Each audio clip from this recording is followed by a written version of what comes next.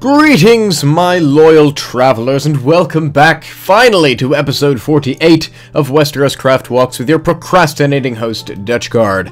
In today's episode, we'll be finally taking a look at the Eyrie, the seat of one of the greatest houses in Westeros, House Arryn. So, we've left off here in the Crescent Chamber, which is the reception hall for the Eyrie, sort of built into the mountain, as you can see here. We've just made our way up from Skye, the Way Castle Skye, which was the last Way Castle on our way up to the Eyrie, so this makes this the last part in our four-part series on the Eyrie and the Vale.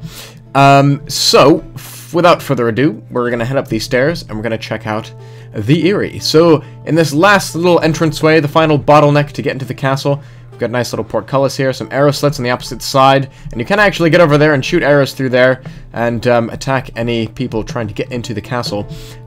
As I've said before many times, this castle is all about defense, and no one's really ever made it this far, so that portcullis probably hasn't been used in a while, but it's there anyway, just in case.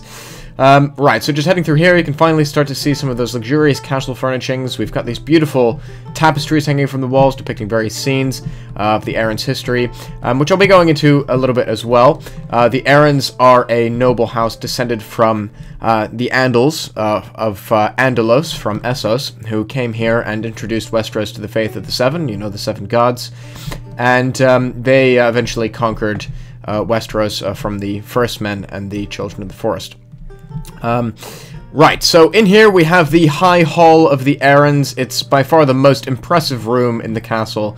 Lots of very important scenes take place in this hall in the books and the TV series. Obviously, it looks a bit different in the TV series, but we decided to build it as it is described in the books. It's a very high hall, as you might have guessed, the High Hall of the Arryns. We've got the beautiful colors of the Arryns here, and their sigil is a falcon soaring against a white moon on a blue field, and their words are as high as honor. And here we've got the very famous weirwood chair, or throne, or whatever you want to call it. Don't really want to call it a throne, though at one point there were, of course, kings of the Vale, so this would have been their throne. Really nicely done. Looks like this really gnarled weirwood that's sort of been carved into this seat. And so you're probably wondering, where's the moon door? You know, I've seen the TV series. The moon door should be like right in the middle of the floor here somewhere. But alas, in the book series, it is described as a book on the side of the hall, and we've actually created this lovely texture because it is described as having a sort of a crescent moon on the door. And as you might be able to guess, the moon door goes out into the empty space, and you can actually see down there where we came up earlier. There's the Way Castle Sky on the right, and the Vale stretching out below. And yeah, if I fell from here, I wouldn't survive. it's not a pleasant way down. Though it's got a lovely view, and you've got the sunset going down there as well. Right, so as I said, lots of very important things happen in this room, so we definitely paid a lot of mind to it. And yeah, I think it turned out really nicely. I like the different colors we've used in the pillars here, and the way the banners hang down, and how the ceiling just looks so huge, and those vaulted ceilings just look fantastic. We've also created a custom texture for the Eyrie, because it is described in the books as being built partially of blue-veined marble, and that's what we've tried to do here on the walls. You can sort of see how we've done that there. I just think, you know, the texture artists there did a fantastic job. And of course, we're using lots of marble here, lots of these beautiful column textures, and yeah, we've got some sort of plaster textures in here as well as some of our terrain set, which we've built into the walls. So yeah, let's continue on. So I was saying about the Andals. So the Arryns are descended from the Andals of Andalos, and possibly Huger of the Hill, who was sort of a champion, a legend of the Andals. And they first landed in the Vale to settle a new home. They, for some reason, fled not Bravos, but Essos, from Andalos, which is located near Bravos. And they all sort of just came over here and eventually just sort of settled in the Vale. Of course, they first came into conflict with the First Men, who had settled here already. And the king at the time of the First Men was King Robar II, Royce, and of House Royce of Runestone, which is also located in the Vale. And he went through and tried to defeat the Andals, but didn't have any success. The Andals sort of rose up behind Sir Artus Arryn, who's sort of the legendary ancestor of House Arryn. And he's known as the Falcon Knight. And he destroyed Robar Royce in a battle known as the Battle of the Seven Stars. You know, 7 for the 7 gods. And the First Men who bent the knee to Sir Arryn swore fealty to him, and they sort of, you know, created runestone, and that's why we've got runestone there and House Royce. And the ones that didn't swear fealty to him became the clans in the Mountain of the Moon. And so you might be familiar with them as well. They attacked Tyrion in the first book in a certain scene. but yeah, very, very cool. Lots of history in this area. And actually, originally, I don't know if I mentioned before, but the Eyrie was actually built long after the start of the reign of the Arryns here. They originally lived in the Gates of the Moon down below, where I had another video on, and then eventually built the Eyrie as sort of a pleasure palace. And then eventually they managed to use it all year round, but they used to only use it during the summer because that was the only time you could really get up here. Right, so we're just looking around some little storerooms, some looks like servants' quarters. We were in a little hall, a little courtyard. I'm going to try and find our way to the central courtyard, which is probably the most interesting thing to see in the area because it just gives you a great view. Oh, I'm backtracking now. So yeah, this place is pretty big, even though it's described as being the smallest castle of one of the major houses in Westeros, but it's still pretty maze-like, and I think that's just because there's not very many windows, because keep in mind it's half built into the side of a mountain, so there aren't that many windows to sort of look out of. Here we go, so we've got the main courtyard. Oh, hello, flying man. This is the main courtyard here of the Eyrie. There was a lot of a controversy about this little courtyard, because we do get a couple scenes in A Game of Thrones where we see the courtyard, but we felt that it didn't really accurately or as accurately describe what we were imagining in the books. So we decided to sort of build our own. All we knew is there were some blue flowers that grew in here, which is a nice little garden bed, and it was sort of like, you know, it was kind of unkempt. It's not really, you know, a nice, pruned, pristine garden. So we've got a statue that's collapsed here and some vegetation that's sort of growing over some of the marble walls. And I suppose the reason for that is during the winters, pretty much nothing grows here.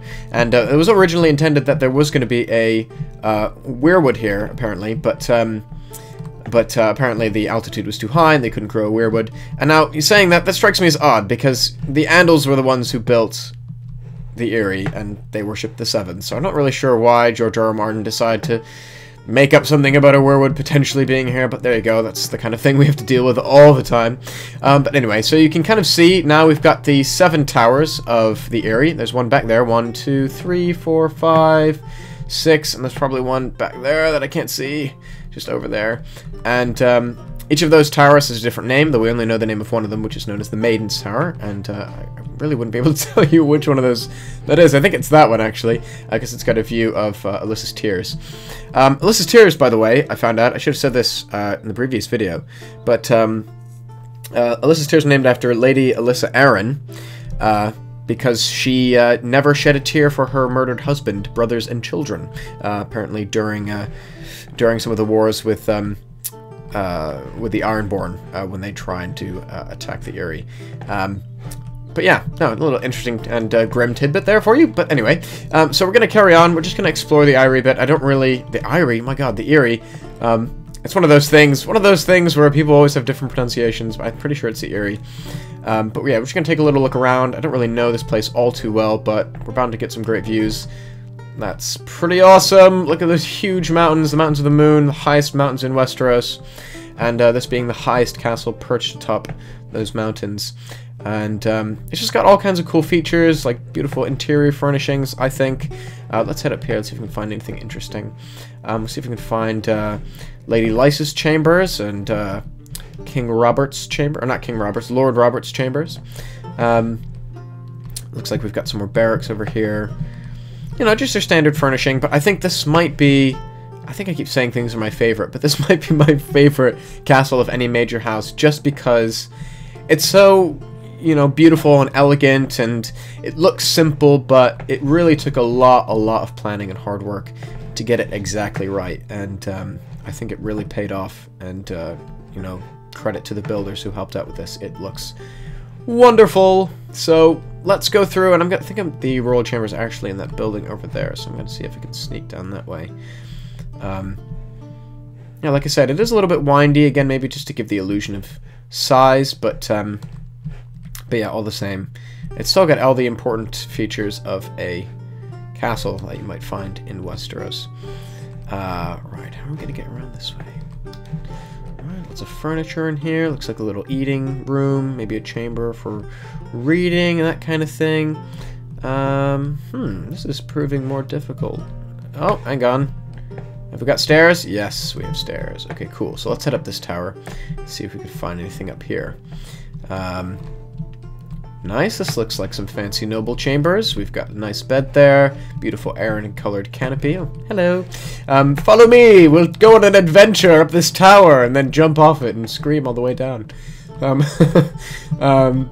Looks like some more noble chambers in here. That's a nice looking bed. Got some blue sheets as well there. Again, credit to the texture artists on that one. And yeah, like I said, just the palette is just great. We've got a nice little Eyrie sigil there. The palette, all these like plaster and marble columns, and I don't know, I just think it's really, really pretty and really scenic. And you know, if I was gonna pick any castle in Westeros to live in, it would be this one. Mostly because, you know, the risk of me getting killed is pretty slim. You know, at least by attackers. Yeah, I think I just like to live up here for the views, and I don't know, I feel like the people in the Vale are pretty chilled out as well. Like, they're not like going crazy like the Ironborn or the Dornish. They're kind of chilled out. They're like, yeah, whatever, we're gonna get on. They've sort of been always like the neutral European countries, like Belgium and the Netherlands, like during the World Wars. They've just been like, hey, we'll just be over here, like, just don't kill us, and you know, we won't attack you back. And that's kind of their deal, I think. Hopefully that's not an unfair comparison, and I didn't mean to offend anyone. But yeah, no, I think the Eyries are great. They're one of the coolest houses for sure. For sure. Cool. Oh, nice. Check out this little sept. Amazing. Nice little statues of the Seven here, and a view that will not render that far. But you can get an idea of how far down that goes. But yeah, really cool sept. Sept on the edge of the world, looks like. Oh, don't want to go that way, or I'm going to fall to my death. Cool, looks like we found another little tower over here. And go outside here. Okay, I think... Man, I really want to get to those royal chambers. They're over there, but whoever designed this... I mean, they did a good job. The idea is not to let anyone get to the, you know, the royal members of the family. Not the royals, but the noble members of the family. And, you know, I'm having a hard time here. So if I was running around with, like, you know, a couple of armored guards, I'd be like, damn it, I can't figure out where any of this is. Where's Lisa? Lisa, whatever her name is. Where's Robert? Oh, hang on. Were we up here already? Oh, we were. Oh, man. Man! It's not, the entrance isn't in the hearth? No. Oh, ow! Okay, no, it's not in there. So this must be one, like, the main feast hall, I think. Oh! Ooh, stairs. Yes, here we go. That's what I want. Some of this luxurious furnishing here. And yeah, this looks like Lady Lysa's bed. Look at the sort of sheer curtains. Yeah, I know it's ice, but we went for sort of the sheer lacy curtain look. And very cool. I really love this room. I think it's probably the biggest bed in Westeros at the moment. Definitely the biggest bed. And we've got some cool... I think this is really cool as well, because we've got the colors of House Tully as well, because as you know, Lady Lysa is originally a Tully before she married Robert. No, what's his name? John Arryn. Get all my Arryns confused today. My goodness. Right, what's up here? Got a nice little study up here. God, keep going up. Let's go up. Let's get as high as we can. First, let's check out this little servants' quarters. Nice. I like that. I like the sort of patchwork beds, textures, and things. It's, you know, I've always said that the trick to figuring out interior decorating is when you walk in a room, you know instantly what it's for. Like, this is a laundry room. Laundry hanging on the ceiling, piles of wool, you know, buckets for scrubbing away, you know, all that good stuff. So you know instantly what the function of that room is, and I think, you know, that's the goal, really. Ooh, secret stairs. Looks like some storage room. Ah, looks like we've got some old Tully banners here. I do always think that's really cool. Like, if you check out the attics in Harrenhal, you'll see that there are banners from all the old houses that used to control Harrenhal before, well, before, you know, they met their fate. It's a very unlucky place. I don't think I've done a video on Harrenhal. We can do that. Yeah, we could do that soon. Let's head down here. We'll finish off with a view of the courtyard in the rain, because that's how I roll. Alright guys, so thank you very much for being patient with me. I know it's been a while. Of course, I do have real life and stuff to worry about, so please, please, please don't worry if I haven't made a video in a while. It'll get there eventually. Just hang tight, and you'll get some great content coming up soon. So again, thank you very much. Check out the Eyrie on WesteroScraft /Warp Eyrie, and have fun exploring, and I'll see you next time for episode 49.